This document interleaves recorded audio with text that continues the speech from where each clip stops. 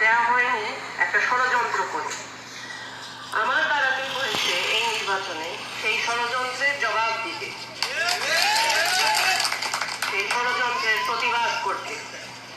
আপনারা জানেন যে বঙ্গবীর কাদের সিদ্দিকী বীরুত্তম 1971 সনে যুদ্ধ করেছেন, মুক্তিযুদ্ধ বাংলাদেশের জন্য প্রতিবাদ করেছেন।